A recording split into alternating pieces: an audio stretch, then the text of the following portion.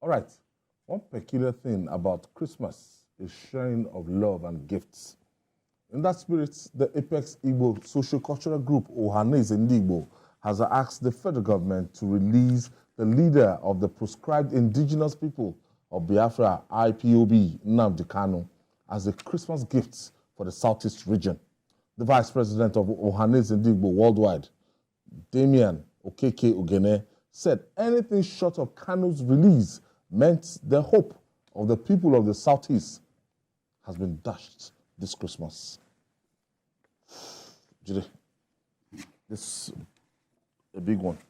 Yes, but, you know, someone like me, I've always demanded for a political solution to this matter.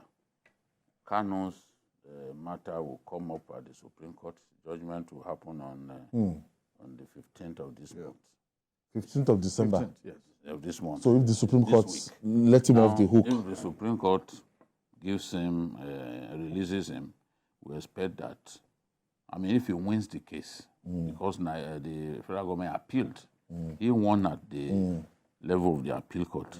You know, now if he wins again, that means he will. Are you sure there are no other cases that they can latch on to say it's still being held after the Supreme Court judgment? You know the way these things are. It's possible. It's possible. They do that. There's still one case pending. They do that a lot. They can even arrest him immediately after his release. They do that a lot. But I've always demanded for political solution because I believe that is the best. Kanu has to give up his armed struggle. That's a condition. That's a condition. Kanu has to renounce his Biafranship. If he agrees, I'm sure that the government would be ready to play ball. Let's face it. If any of the American states, any of those 50 states in America, decides that they are seceding, they will be resisted. They will be resisted. They are not going to do that. You know? They do not even envisage that kind of thing can happen. So they would not want to release him without conditions.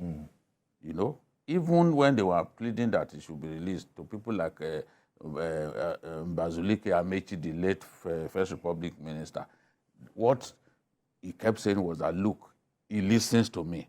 I promise you that I'll be able to bring him under control. So there has to be, the government, President Tinubu would be open to releasing Kanu, but I know that he would want some guarantees that, look, this person that I'm releasing... Julie, if the Supreme Court orders his release on the 15th, yes, they should just allow him to go. Of course, because the Supreme Without Court... the condition you've spoken about. Those conditions. Will he still have to sign down that thing? I think that, let me put it this way. I think that Kanu, on his own, if he manages to get out of captivity through detention through the Supreme Court, he has to then, on his own, renounce his armed struggle. Because if he tries that again, they will pick him up a second time.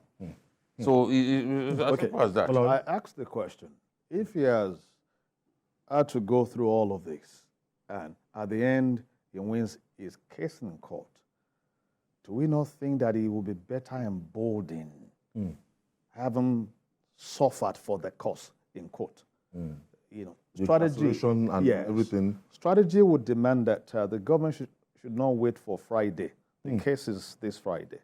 Should not wait for Friday. Sit with this guy, talk to him. And of course, you should know if you have a good case, you know, if you have a bad case, you know. And being able to talk to him before Friday and have some understanding. If they wait till after the Supreme Court judgment and the guy gets the victory, that might confer a kind of legitimacy. I will be among those that will be shouting that should be, you know, there's no point again. If the court has released him, let's let him go. But if you want to get a good mileage from that, meet him before Friday, get what you can get from him. Then it will be easy.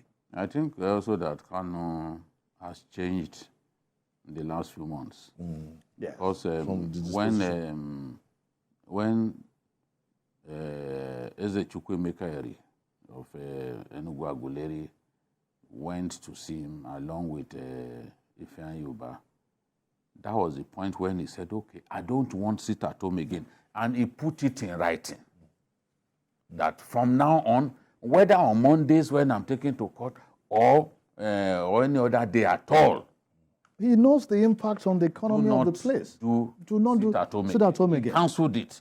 So, which is significant. Again, let me just add this. Again, about 2 weeks ago, his younger brother also went to see him. Even the DSS are now more accommodating. Yep. They're allowing the number of people that the courts said should be permitted to see him. DSS is now allowing them, to see. And you must have been of good behavior. Yes, that kind of maybe we are yes. heading somewhere. Yes. I wouldn't know some of these things. They keep these things. So now, during that meeting, he said he does not want violence, that nobody should fight at the days leading to his case in the Supreme Court. So he's preaching peace now. He's saying that he doesn't want his people to suffer. After all, you are fighting for them. So why should they suffer? So I want to believe that even Kanu, to a large extent, he is a changed person. And I want to see government make peace with him. And with the activity of this guy in Finland or Poland, I think you need Kanu to come. Okay. Yes. And finally,